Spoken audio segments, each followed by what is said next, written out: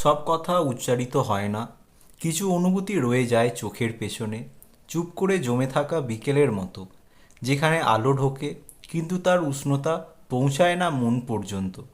আমি অনেকবার চেয়েছিলাম তোমাকে বলতে, এই চুপচাপ হাঁটা, একই রাস্তা দিয়ে ফিরে আসা, বারবার একই আকাশের নিচে দাঁড়িয়ে পড়া, এ সব কিছুই কাকতালীয় নয়, বরং প্রতিবারই তোমাকে খুব কাছ থেকে দেখার অজুহাত মাত্র।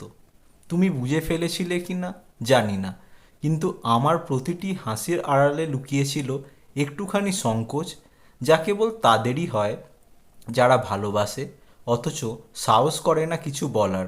আমরা কথা বলতাম খুব সাধারণ কিছু নিয়ে, আবহাওয়ার খবর, রাতের আকাশ, কিংবা সামনে আসা পরীক্ষা নিয়ে।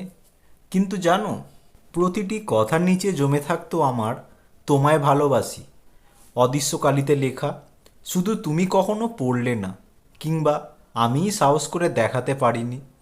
এখনও মনে হয়, তুমি যদি একদিন ফিরেও দেখো, আমার চোখে কি তখনও খুঁজে পাবে সেই অসমাপ্ত ভাষা, যা আজও অপেক্ষা করে আছে কোনো বিস্ময়ের মতো তোমার, জানো আমি জানতাম, বলার এক অনুচ্চারিত মুহূর্তের জন্য।